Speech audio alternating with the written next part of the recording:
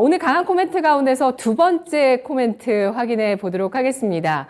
유세백 전문가 경기 침체 이슈와 중국 경기 부양의 충돌이라는 키워드인데요.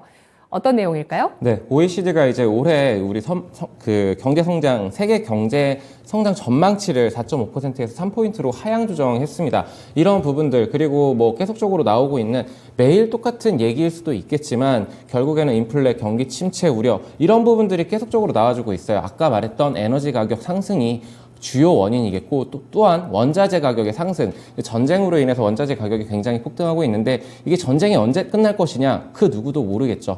이런 부분들이 부담 요인이 되고 있고, 그리고 식량 가격의 상승, 비도 잘 안 내리고 있고, 그리고 뭐 이런 부분들이 너무나 큰 문제가 있습니다. 근데 예전에 기존 사례들로 봤었을 때 이제 경기 침체가 왔었던 국면이 8번이 있었고, 1960년대 이후에 이제 금리 상승을 시켰고 이랬을 때 경기 침체가 8번이 있었었고, 3번이 경기 호황기를 맞았었습니다. 그렇기 때문에 경기 침체에 대한 불안감을 지울 수가 없는 것이 사실이고, 그렇기 때문에 연준이 여기에 굉장히 적극적인 행보를 보여주고 있는데, 근데 무엇 하나 포기를 해야 됩니다. 지금 거의 완전 고용 시장이라고까지 표현을 할 수 있는 고용 지표가 굉장히 좋은데, 뭐 고용 시장을 좀 줄여놓던가, 아니면은 무언가 이제 바이든의 친환경 정책이 선회를 해서 셰일가스를 증산을 한다던가, 뭐 이런 부분들이 있어야 되는데 무엇 하나 포기할 수 없는 그런 부분들이 있기 때문에 지금 현 상황이 굉장히 어려운 상황이고, 그리고 이 부분이 뭐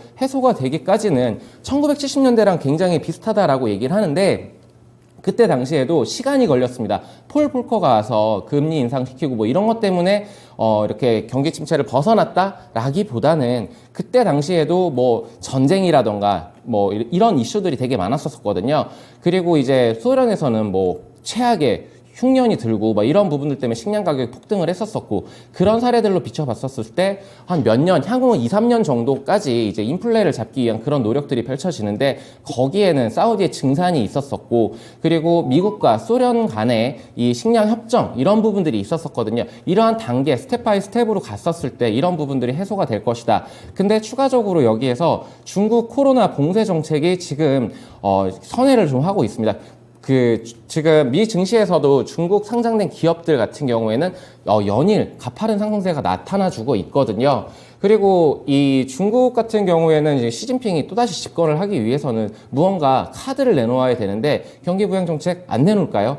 라는 생각으로 접근을 했었을 때, 물론 부담감은 있습니다. 코로나로 인해서 다시 봉쇄를 할 수 있다, 이런 우려도 있겠지만 저는 이런 측면에 방향성이 다 열리는 상황에서 서로 싸우고 있다. 그리고 시장 참여자들도 여기에서 눈치 싸움을 좀 하고 있는 중이다라고 좀 보고 있습니다. 그렇기 때문에 지금 금리 인상, 뭐 QT, 뭐 이런 것 등등등 다 모든 거를 고려를 했었을 때 결국에는 펀더멘탈이 뛰어난 종목들, 너무나 교과서적인 얘기일 수도 있겠지만 투자하실 때 이런 부분들을 꼭 참고를 하셔서 이렇게 좀 투자를 해야 된다라고 말씀을 좀 드리도록 하겠습니다.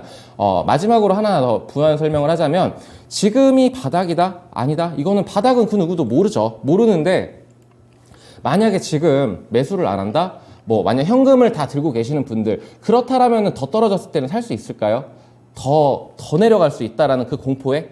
라는 생각을 좀 했었을 때는, 지금 저는 지금 이제 뭐 풀베팅까지는 아니더라도 조금씩 좋은 종목들, 그러니까 좀 체력이 되는 그런 종목들, 실적이 뒷받침되는 종목들을 매수의 관점으로 보자라고 말씀을 드리겠습니다.